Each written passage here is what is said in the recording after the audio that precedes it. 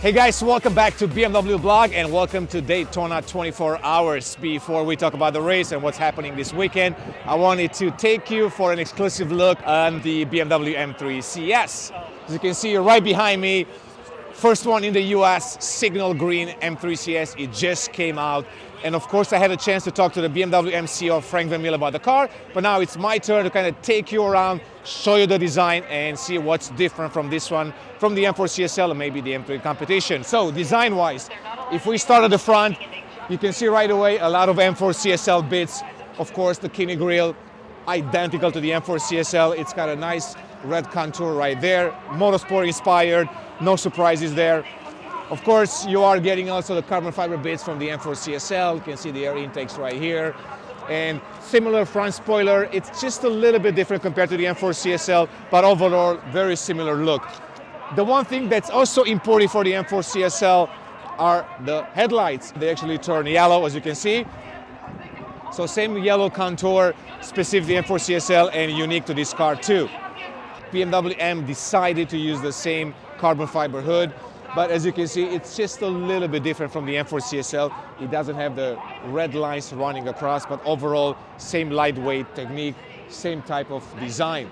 Now, let's move to the side and take a look.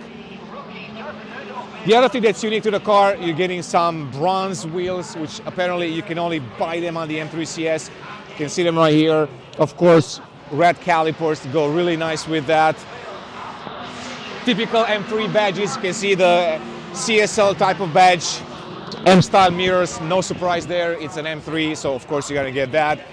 Standard on the M3 CS, it's also the carbon fiber roof, so of course helps with downforce, helps with the lightweight, same technique that you've seen on other CSL or CS models.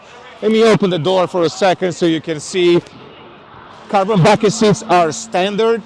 They are bicolor, so you can see it's got a nice combination of black, perforated leather, red inserts right there. The only difference from the M4 CSL is really that they're adjustable, so they're power adjustable seats compared to the M4 CSL where you have to manually adjust the seats, which is a little bit more complicated, of course. It's a different car, it's more racetrack focused. Center console, nearly identical to the M4 CSL. Only difference right there, the CS badge logo on there compared to that. Once again, it helps with a lightweight technique, so it saves some weight.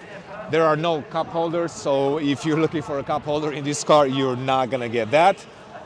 Alcantara steering wheel, of course, we can take a look from the other side in a second as well. But you can see also the iDrive 8 large curved display, something that the M3 family has received recently, and of course the M3 CS.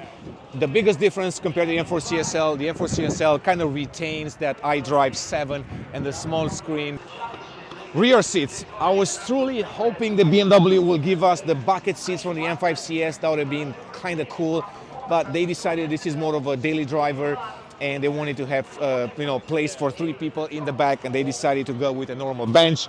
And apparently, according to BMW, you can only get that combination in the M3 CS.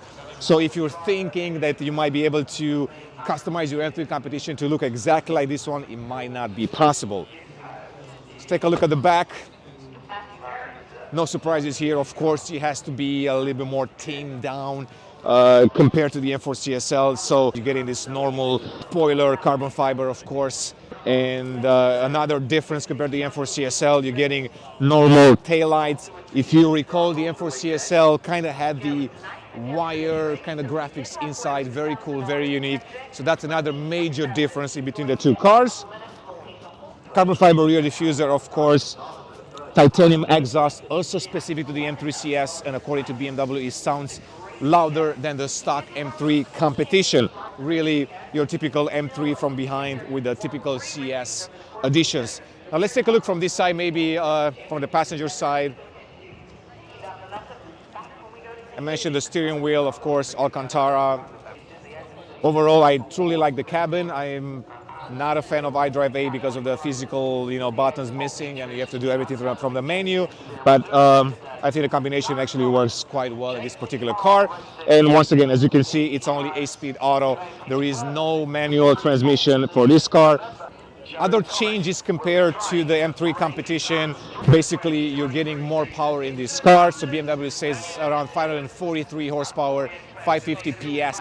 I believe it's 479 pounds-feet of torque, so you're going from 0 to 60 miles per hour in about 3.2 seconds, and top speed it's about 188 miles per hour. That's over 300 kilometers per hour, so quite a lot of top speed, especially if you live in Germany and you can take this on the Autobahn.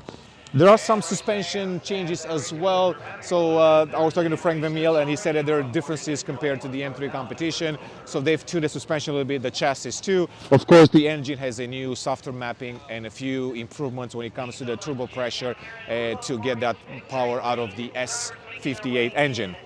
When it comes to the overall weight, the car it's about 3,915.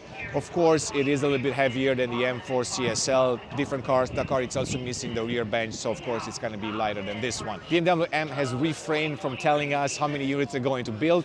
They only said that the production will run for about a year, but based on our sources, we believe there will be less than 2,000 units globally and just a few hundred of them coming to the US. So very, very limited car. I've also read some of the comments on some of the forums, and they said that each dealer is only getting like one allocation, so extremely limited. So if you want to go pick one up, now might be the time. Price-wise, it's priced at $118,000, so definitely cheaper than the M4 CSL, but of course a lot more expensive than the M3 competition. There might be an M4 CS. BMW has yet to commit to confirming that, but based on our sources and based on what they've said before, we might see an M4 CS in the future. But for now, this is the CS addition to the M3 and M4 family. We're gonna have a lot more footage coming up, as always. Thanks for watching, guys. Thanks for subscribing to our channel, and I'll see you in the next one.